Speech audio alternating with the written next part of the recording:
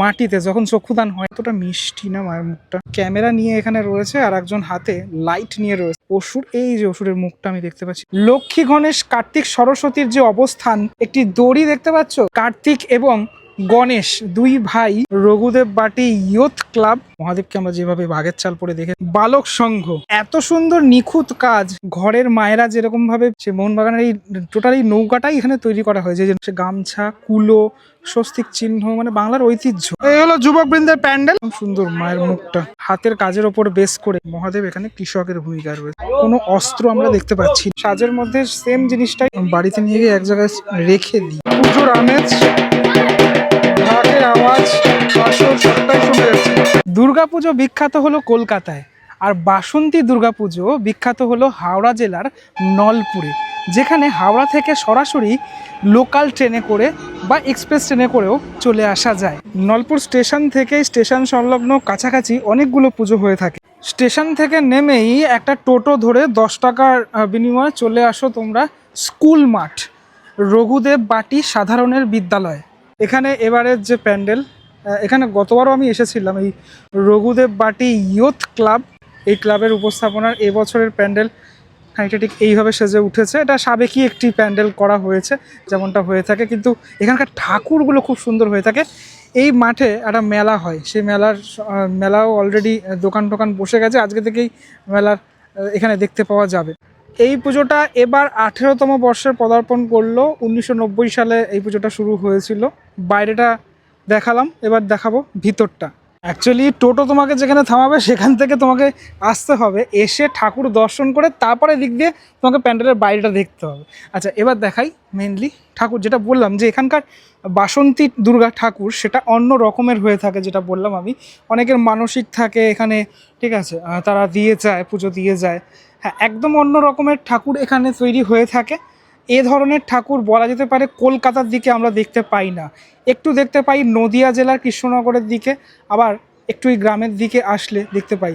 যেখানে আমি দেখতে পাচ্ছি লক্ষ্মী, গণেশ, কার্তিক, সরস্বতীর যে অবস্থান সেটা অন্য রকমভাবে, এবং যেভাবে মানে ট্র্যাডিশনালি আমরা দেখে থাকি যে মা দুর্গার ঠিক নিচের পায়ের কাছটাতে থাকে সিংহ, এখানেও রয়েছে, কিন্তু ট্র্যাডিশনাল দুর্গা কিন্তু তাও বলা যেতে পারে একটু আধুনিকতার ছোঁয়া রয়েছে সেখানে। অসুরকে দেখা যাচ্ছে এখানে রয়েছে, ঠিক আছে। আবার মায়ের হাতে একটি দড়ি দেখতে পাচ্ছ, মানে এই যে একটা অংশে কার্তিক এবং গণেশ দুই ভাই তারা রয়েছে, এবং মা লক্ষ্মী এবং মা সরস্বতী এই যে নদীটা রয়েছে, নদীর পাড়ে ঠিক এখানটাতে দাঁড়িয়ে রয়েছে। অপূর্ব সুন্দর এই মাতৃ প্রতিমা। এই মাতৃ প্রতিমা দেখলে সত্যি চোখ জুড়িয়ে যাওয়ার মতোই, এতটাই সুন্দর। আর সপ্তমী পুজো এখানে সম্পন্ন হয়েছে। এখানেও মা দুর্গার একটি মূর্তি, যে মূর্তিতে পুজো করা হয়েছে, এটাও কিন্তু ভীষণই সুন্দর। এই দুর্গা ঠাকুরের যে মূর্তিটি এখানে রয়েছে, হ্যাঁ, এখানে এই কলা বউ স্নান, যেটা মানে নবপত্রিকা স্নান যেটা বলা হয়, একদম রীতিনীতি মেনে, সকালবেলা রীতিনীতি মেনেই সেটা করা হয়েছে। সত্যি চোখ ফেরানো যায় না, এতটাই সুন্দর এই মায়ের মুখশ্রী। কিউট সিংহ, মানে সিংহকে দেখলেই মনে হয় যে বাড়িতে নিয়ে যাই। মায়ের এখানে শাড়ি, সেই শাড়ির মধ্যে কাজ করা রয়েছে খানিকটা, মায়ের গলায় একটি মালা রয়েছে, এবং খুব সিম্পল সাজের মধ্যে মাকে এখানে সাজানো হয়েছে। আর শুধু সিংহ মামাকে কেন বলবো, এখানে কিন্তু এই কার্তিক এবং গণেশ তারাও সুন্দরভাবে সেজে উঠেছে, এবং আমাদের দুই মা অর্থাৎ লক্ষ্মী এবং সরস্বতী তারা দুজনও রয়েছে এখানে। এ দেখো ছোট্ট কিউট হাঁসটা উড়ে বেড়াচ্ছে এখানে। আর সব শেষে অসুরকে একটুখানি দেখাই যদি। অসুরের চুলগুলো উস্কো খুস্কো এই অবস্থায় রয়েছে অসুর। এখানে এই যুদ্ধর যে একটা ভঙ্গিমা, সেই ভঙ্গিমাতেই রয়েছে।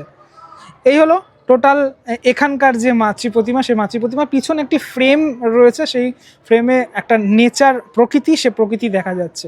তবে সিংহ কিন্তু একদম রাগী নেই, ঠিক আছে, একদম বসে রয়েছে মায়ের পায়ের কাছেই। আমার কাছে এই প্রতিমা 10-এ 10। অনেক কলকাতার তো পুজো দেখলাম, অনেক তো কলকাতার বাসন্তী ঠাকুর দেখলাম, এরকম সত্যি এত সুন্দর কাজ যেটা এই জেলা স্তরে হয়ে থাকে, সেটা আমার কাছে সবসময়ের জন্যই প্রিয়। এবার তোমরা কত দেবে 10-এ সেটা আমাকে অবশ্যই কমেন্ট করে, মানে ভিডিওটা পজ করে কমেন্ট করে বলো। এই হচ্ছে টোটাল ঠাকুরটা। চলে আসলাম পরবর্তী পুজোটাতে, বালক সংঘ।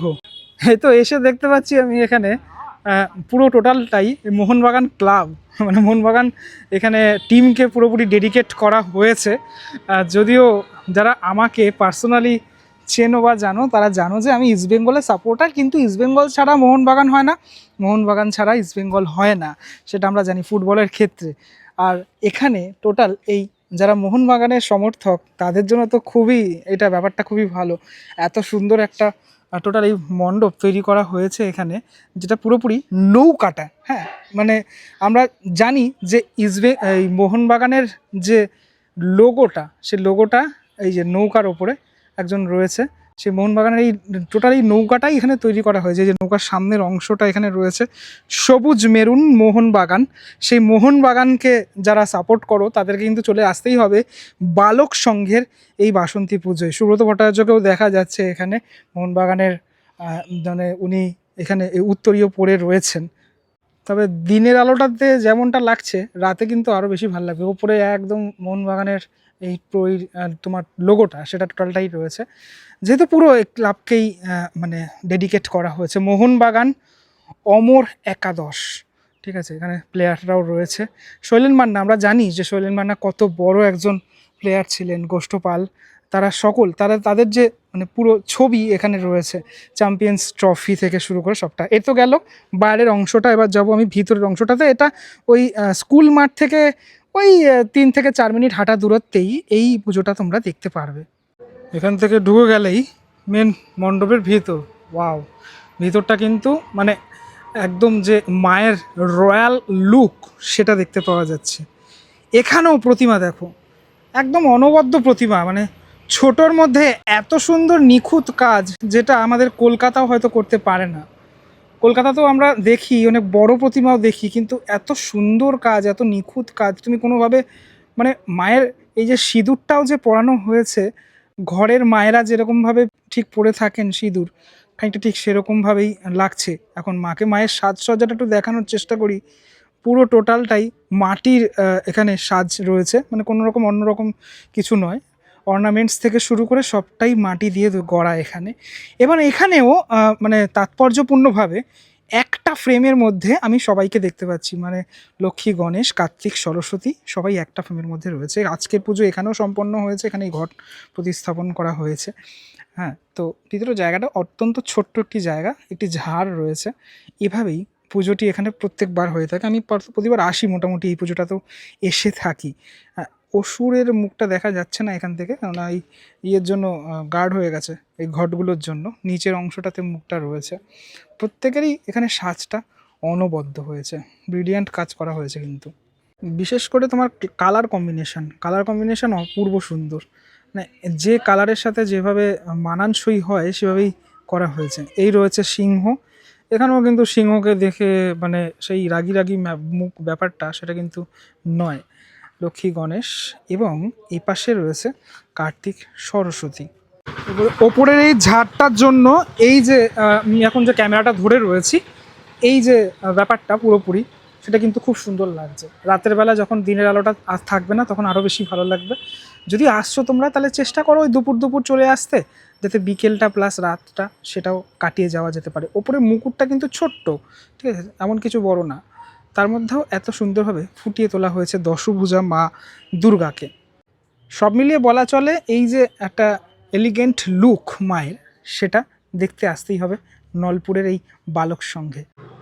এই প্রতিমাকেও যদি রেটিংয়ে বলো, তাহলে কিন্তু আমি 10-এর মধ্যে 10 দেবো। তার কারণ এই যে নিখুঁত ব্যাপারটা সেটা কিন্তু রয়েছে এই প্রতিমার মধ্যে, যেটা অন্য জায়গায় মিসিং থাকে, আমরা দেখে থাকি। একটা পুজো ভাব সেটা কিন্তু আমি পাচ্ছি, মানে লক্ষ্য করছি, পাচ্ছি এই পুজোগুলো দেখে। যদিও আমি একাই যেহেতু বিভিন্ন জায়গায় ঘুরি, তাই একার মধ্যেই যে আলাদা মানে আনন্দটা সেটা পাচ্ছি। তোমরা কারা কারা এনজয় করছো আমাকে কমেন্ট করে অবশ্যই জানাতে পারো। কেমন লাগলো এই প্রতিমাটা সেটাও আমাকে কমেন্ট করে জানিও। পরবর্তী আরও একটা পুজোতে চলে আসলাম। এখানে পুরোপুরি লাল রঙের প্যান্ডেলটা করা হয়েছে, কাপড়টা পুরোপুরি লাল রং দিয়ে করা হয়েছে। সাথে সাথে এই আমাদের যে গামছা, সে গামছা, কুলো, স্বস্তিক চিহ্ন, মানে বাংলার ঐতিহ্য, তালপাথার হাত পাখা, যেটা এখন তো বলা চলে মানুষের বাড়িতে থাকে কি থাকে না আমি জানি না, কিন্তু আমাদের বাড়িতে আছে এখনও।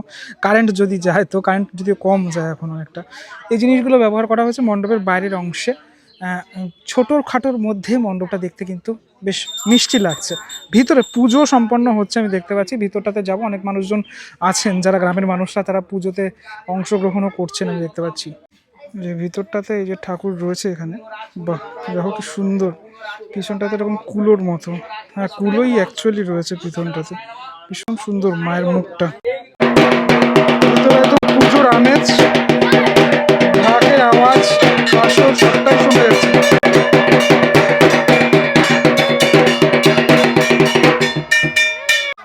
দুটো ঠাকুর রয়েছে, একটা যেহেতু পুজোর জন্য মানে করা হয়, এখানে আনা হয়। এই ঠাকুরটিও কিন্তু খুব সুন্দর, দেখো দেখলে যেন মনে হয় যে মাকে বাড়িতে নিয়ে গিয়ে এক জায়গায় রেখে দিই, এতটাই সুন্দর, বিসর্জন দিতে ইচ্ছে করে না, এতটাই সুন্দর ঠাকুর।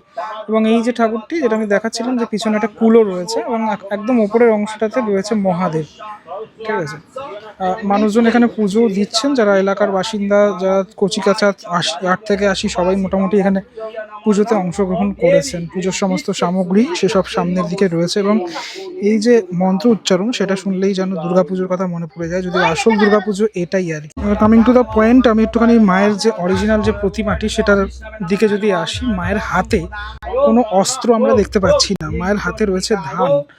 তার কারণ মা এখানে এখন এই টাইমে অন্নপূর্ণা পুজোও চলে, আমরা জানি। মা এখানে অন্নদাত্রী প্লাস মা দুর্গা, দুটো রূপ একসাথে দেখানো হয়েছে।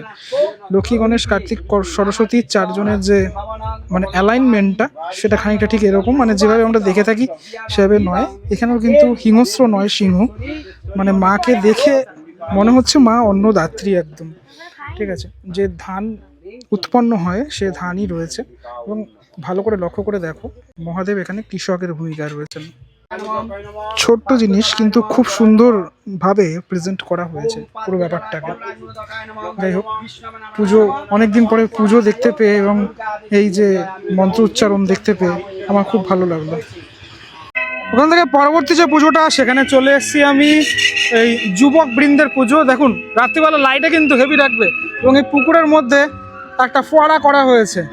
এই হলো যুবক বৃন্দের প্যান্ডেল। প্যান্ডেল মানে সেরকম ইয়ে থাকে না, মানে মেনলি এদের ঠাকুরটাই ভালো হয়ে থাকে। 32 বছর বর্ষে পদার্পণ করলো এবছর।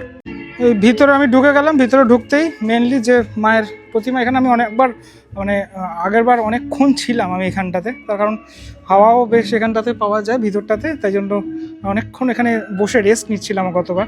এবার এখানে দেখতে পাচ্ছি আমি সাবেকি প্রতিমা হয়েছে মায়ের, হ্যাঁ সাবেকি প্রতিমার সাজে মা এখানে সেজে উঠেছেন, একদম যেভাবে আমরা দেখে থাকি মাকে ঠিক সেভাবেই দেখে আসছি। এখানে ট্র্যাডিশনাল যে লুক মায়ের, সেটা এখানে বিদ্যমান। আজকের পুজো এখানে সম্পন্ন হয়েছে দুপুরবেলার টাইম এখানটাতে। মন্দির সকালবেলা এবং রাতের বেলাটাতে বেশ ভিড় হয়ে থাকে এখানে। প্রত্যেকের সাজের মধ্যে সেম জিনিসটাই লক্ষ্য করা যাচ্ছে, একটা যে সাবেকি ব্যাপার স্যাপার সেটা রয়েছে এখানে। এখানকার শিল্পী হলেন জয়ন্ত পাল, হীরাপুর বাজার, হাওড়া।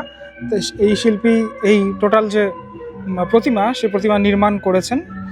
এইখানে কিন্তু আমি অসুরকে দেখতে পাচ্ছি, একদম মানে রাগী অবস্থায় রয়েছে এবং সিংহ রয়েছে কিন্তু একদম পুরো রাগী অবস্থায়। মানে যে মহালয়ার সময় যে যুদ্ধ হয়ে থাকে, মানে আমরা দেখে থাকি যে মহালয়াটা বা শুনে থাকি, সেই জিনিসটাই এখানে লক্ষ্য করা যাচ্ছে। এবং মায়ের মুখ সত্যি ভীষণ মিষ্টি, মায়ের এই স্নিগ্ধ মুখ দেখলে চোখ জুড়িয়ে যায়। মুকুটটা দেখো, পুঁথির কাজ রয়েছে কিন্তু মুকুটের মধ্যে, ঠিক আছে। এবং প্রত্যেকের মুখটাই এরকম যে পুঁথির কাজ সেটা বিদ্যমান, ঠিক আছে।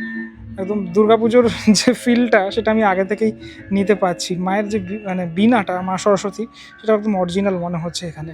এবং প্রত্যেকের শাড়ির কালারটাও অত্যন্ত সুন্দর। পরবর্তী যে পুজোটায় চলে আসলাম সেটা হচ্ছে হীরাপুর যুবগোষ্ঠীর পুজো। ওই রাস্তা দিয়ে সোজা আসলেই এই হীরাপুর যুবগোষ্ঠীর এই পুজোটা দেখতে পাওয়া যায়। এটা কিন্তু এখনও অবধি দেখা সেরা, তার কারণ এই কাজটা যেটা করা হয়েছে সেটা কিন্তু অপরূপ সুন্দর, পুরোপুরি মানে হাতের কাজের ওপর বেস করে টোটালটা করা। এখানে দেখো মায়ের দুটো রূপ, একটা হচ্ছে রং করার পরে সম্পূর্ণ অবস্থায় রূপ, আর একটা হচ্ছে মাটিতে যখন চক্ষুদান হয়নি সেই রূপ। সেরা লাগছে, আমার দারুণ লাগলো এই টোটাল কাজটা। এখানে বিভিন্ন পুতুল রয়েছে, হ্যাঁ। তো এই যে কাঠের যে পেঁচা যেটা আমাদের ঘরে থাকে, ঝুড়ি, মানে পুরোপুরি হস্তশিল্প নির্ভর এই একটি কাজ, যে কাজটি সম্পূর্ণ এরকমভাবেই তৈরি করা, দুই পাশেই সেম রকমভাবে সাজানো। এই জায়গাটা খুব সুন্দর করে পুজোটা। যদি আসছো তো এই হীরাপুর যুবগোষ্ঠী, এই পুজোটা তোমরা অবশ্যই দেখো। রাতের বেলাতে কিন্তু আরও ভালো লাগবে। একদম মাঝের অংশটাতে মায়ের একটি মানে মূর্তি এখানে স্থাপন করা হয়েছে, লাইট পড়লে আরও বেশি ভালো লাগবে। চারপাশটা রেড আর ব্ল্যাকের মধ্যে টোটালটা করা হয়েছে এই মণ্ডপটি। যতটা না দিনের আলোয় ভালো লাগছে, রাতের আলোয় মেন কথা বেশি ভালো লাগবে, তার কারণ এই হাঁড়িগুলোর মধ্যে অনেক লাইট সেট করা রয়েছে। এ গেল হচ্ছে বাইরের ইন্টেরিয়রটা। এবার যাবো এটার থেকে ভিতরের অংশটাতে। প্যান্ডেলের পরবর্তী অংশের মাঝখানে একটা এরকম গাছ রয়েছে, গাছের মধ্যেও অনেক এরকম ঝুড়ি। আর একদম ওপরের অংশটাতে মায়ের সম্পূর্ণ মুখমণ্ডল একটি, এবং দুই পাশেও যেমনটা দেখালাম সেরকমভাবে রয়েছে। চারপাশটাতে বেশ কিছু গল্প ফুটে উঠেছে এখানে, যেরকম মানে এই মণ্ডপে আসলে তুমি বাংলার বিভিন্ন কৃষ্টি সেটাকে তুমি লক্ষ্য করতে পারবে। এ দেখো এখানে মা লেখা রয়েছে এই কুলোর মধ্যে। হ্যাঁ, এই ধরনের কিছু আর্ট ওয়ার্ক, দেবী লেখা রয়েছে। এই ধরনের এই পুতুলগুলো তো ওয়াইডালগুলো দেখালাম, রাধা কৃষ্ণ। আমার খুব ভালো লাগলো, মানে মণ্ডপটা দারুণ লাগলো। এ দেখো, দেখেছো ছোট্ট গনু বাবা রয়েছে কোলে বসে। এটা আরেকটা সাইডেও বেশ কিছু আর্ট ওয়ার্ক এভাবে ফুটিয়ে তোলা হয়েছে। এখানে মানে ওখানে দেখলাম শিবের সাথে গণেশ ঠাকুরকে, এখানে দেখছি মাতা পার্বতীর সাথে গণেশ ঠাকুরকে। হ্যাঁ, এখানে এই যে আরও কিছু এরকম, হয়তো এটা লক্ষ্মী আর সরস্বতী এভাবে উকি মারছে। তো এইভাবে পুরোপুরি মণ্ডপটা চারপাশটা সুন্দর করে সাজানো গোছানো, জায়গাটা খুব সুন্দর লাগছে কিন্তু দেখতে। মোট কথা এই মণ্ডপে তুমি যেদিকেই তাকাবে সেদিকেই ছবি। সেকেন্ড পার্ট দেখানোর পরে এবার আসি থার্ড পার্ট, অর্থাৎ গর্ভগৃহ, যেখানে মেনলি পুজোটা হয়েছে। এই হলো ওদের দারুণ সুন্দর মাতৃ প্রতিমা। এই মাতৃ প্রতিমা তৈরি করেছেন শিল্পী তুষার নস্কর, মা তারা শিল্পায়নের। ওপরে একটি এরকম ঝাড় রয়েছে, ঝাড়টাকে বেষ্টন করে রয়েছে এরকম একটা জায়গা। আর ভিতরে একটা মানে একটা রয়্যাল ফিলিংস দেওয়ার চেষ্টা করা হয়েছে এই ধরনের এই ঝাড়গুলো লাগিয়ে।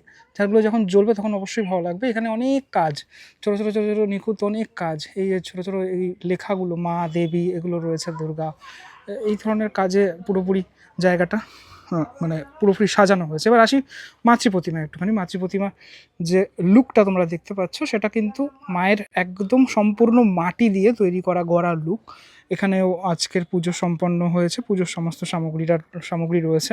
এবং তুমি যদি সম্পূর্ণটা দেখো, সকলকে মা দুর্গার সাথে এখানে যারা যারা রয়েছেন, মানে লক্ষ্মী, গণেশ, কার্তিক, সরস্বতী, অসুর, সিংহ, তার সাথে সাথে তোমার আজকের যে পুজো সম্পন্ন হয়েছে অর্থাৎ নবপত্রিকা, সেটা সেই কলাবউ সবাই রয়েছে।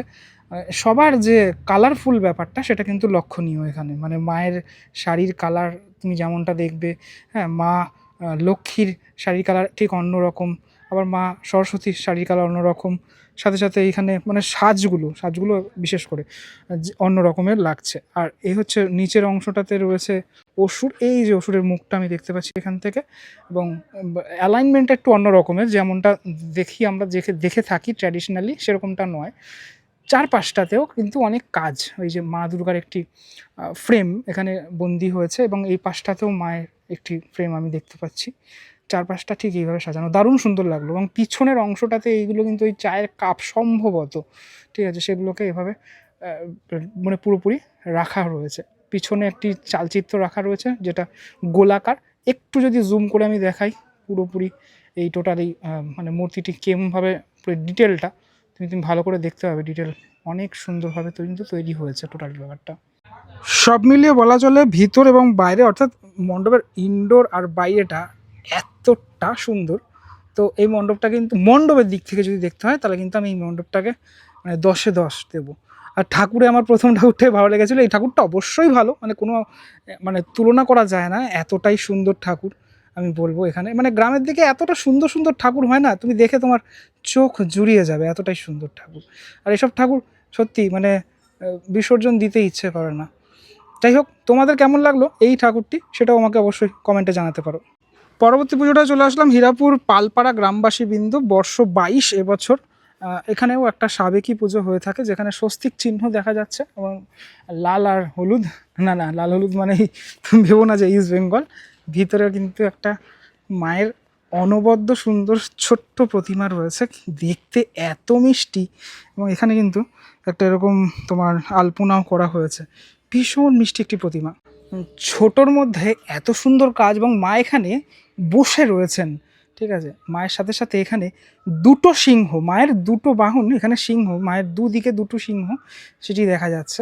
এবং মুখটি দেখো মায়ের, চোখ জুড়িয়ে যায় না এরকম মুখ দেখলে। এটির শিল্পী হচ্ছে জয়ন্ত পাল, জয়ন্ত পাল, হীরাপুর বাজার। তিনি কিন্তু এই টোটাল এই মূর্তি স্থাপন করেছেন।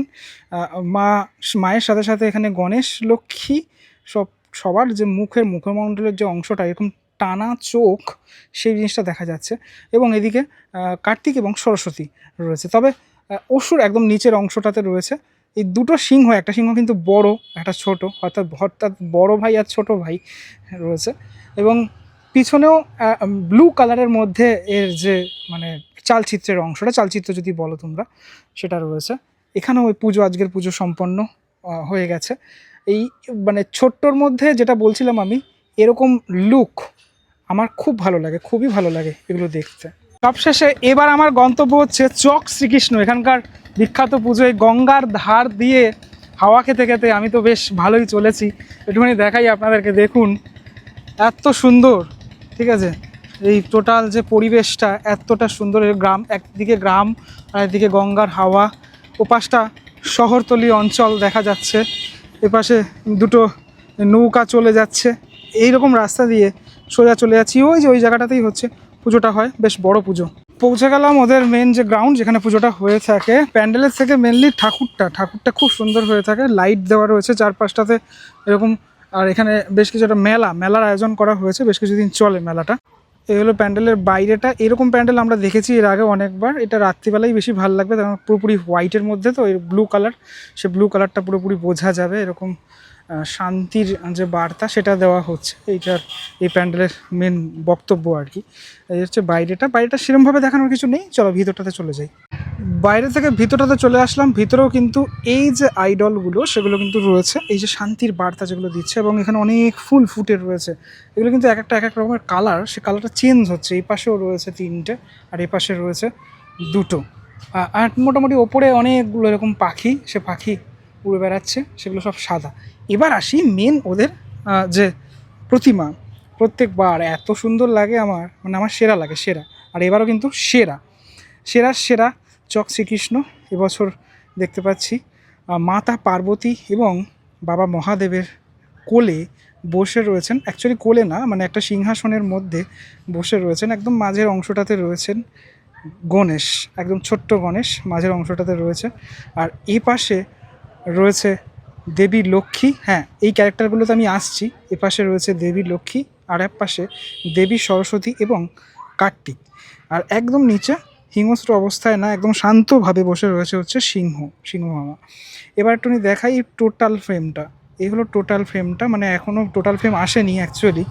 এই যে দুজনকে দেখতে পাচ্ছ, একজন কিন্তু ক্যামেরা নিয়ে এখানে রয়েছে, আর একজন হাতে লাইট নিয়ে রয়েছে। আমি প্রথমে ঢুকে ভাবলাম হয়তো অরিজিনাল দুটো মানুষ এখানে হয়তো রয়েছে, তার কারণ এমনভাবে এত সুন্দরভাবে তৈরি করা হয়েছে না, ব্রিলিয়ান্ট, জাস্ট ব্রিলিয়ান্ট। তুমি দেখো ফিনিশিংগুলো দেখো, অত্যন্ত সুন্দর। হাতের নখ থেকে শুরু করে সবটা অত্যন্ত সুন্দরভাবে তৈরি করা, দুজনকেই। হ্যাঁ, মানে আমি প্রবেশ করার পরেই হঠাৎ করে চমকে গেছি। আর এখানে একজন মাথায় হাত দিয়ে বসে রয়েছেন। আজকের পুজো এখানে সম্পন্ন হয়েছে। এই যে তিনটে ঘট রয়েছে, আজকে সপ্তমী পুজো সম্পন্ন হয়েছে, এবং এই জায়গাটাকে খুব সুন্দর করে রিপ্রেজেন্ট করা হয়েছে পিছনের অংশটাতে এরকম ফুল দিয়ে। এবং মায়ের যে মুখটা দেখো, কতটা মিষ্টি না মায়ের মুখটা, ভীষণ মিষ্টি, নিখুঁত কাজ। এই মণ্ডপ সত্যি, মানে মণ্ডপের থেকে মানে এই প্রতিমা সত্যি সুন্দর, মুগ্ধ করে দেয় প্রত্যেক বাড়ি আমাদের। আর এবারও সত্যি মুগ্ধ করার মতোই। প্রচুর অনেক দর্শনার্থীরা আসেন বিশেষ করে এই মণ্ডপ দেখার জন্য। প্রত্যেকের সাজটা একটু অন্য রকমের সাজ, তার কারণ এখানে দেখো মায়ের লাল রঙের বেনারসি মা পরে রয়েছেন। মহাদেবকে আমরা যেভাবে বাঘের চাল পরে দেখে থাকি সেরকমভাবেই রয়েছেন মহাদেব, এবং একটা সাদা রঙের ধুতি সেটাও রয়েছে। একপাশে দেবী লক্ষ্মী এই পিঙ্ক কালারের শাড়ি পরে রয়েছে, খুব সুন্দর অপরূপ সাজ। আর এক পাশে দেবী সরস্বতী এরকম হলুদ রঙের শাড়ি পরে রয়েছেন। আর আমি তো দেখালাম ছোট্ট গণেশও ধুতি পরে রয়েছে। আর এপাশে এই কার্তিক ঠাকুরের যে ধুতির কালারটা সেটা হচ্ছে পিঙ্ক কালার। এইভাবেই কিউট একদম প্রত্যেকে কিন্তু কিউট এতটাই সুন্দরভাবে এই চক শ্রীকৃষ্ণের যে প্রতিমা, সে প্রতিমা সেজে উঠেছে। গোবিন্দ পাল মহাশয় এই ঠাকুর তৈরি করেছেন। তার বাড়ি একদম সামনেই রয়েছে। আমি গতবার গিয়েছিলাম, তার সাথে আলাপ করেছিলাম। প্রত্যেকবারই তিনিই করে থাকেন এই ঠাকুরটি, চক শ্রীকৃষ্ণ। সত্যি অসাধারণ, অতুলনীয়, মানে যতটাই বলবো ততটাই কম হবে আর কি। যাই হোক, আমার দেখা সেরা এই নলপুরের এবছর কিন্তু এই চক শ্রীকৃষ্ণের এই পুজোটি।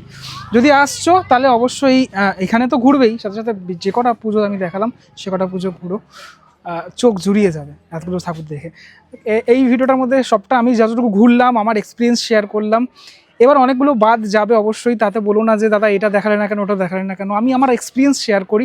আমি যেগুলো ঘুরি সেগুলোকে আমি একা একা যেখানে যেখানে যাই সেখানে আমি দেখানোর চেষ্টা করি। এটা আমার জাস্ট আমার এক্সপিরিয়েন্সটা শেয়ার করা। আমিও ঘুরছি, সাথে সাথে আমি সেটাকে ডকুমেন্ট করছি তোমাদের জন্য। যাই হোক, অনেক বাদ যাবে হয়তো সেটার মধ্যে, সেগুলো আমার রুটে ছিল না, তাই জন্য আমি দেখিনি। কেমন লাগলো ভিডিওটা সেটা আমাকে অবশ্যই জানিও। পরবর্তী ভিডিও আবার নতুন কোনো সফরের সাথে আমার সঙ্গী হতে চাইলে, আমার চ্যানেলের সাথে জুড়ে থাকতে চাইলে অবশ্যই সাবস্ক্রাইব করতে হবে। এবং ইনস্টাগ্রাম প্রোফাইলেও রয়েছে আমার নীল ভার্সেস নীল, এবং ইউটিউব চ্যানেল তো তোমরা দেখছোই, সাথে সাথে ফেসবুকে নীল ভার্সেস নীল বলে একটি প্রোফাইল রয়েছে এবং একটি পেজ রয়েছে, তাতেও তোমরা জুড়ে থেকো। পরবর্তী ভিডিওতে দেখা হচ্ছে খুব শীঘ্র, ততক্ষণের জন্য বিরতি নেবো। ভালো থেকো সবাই, টাটা।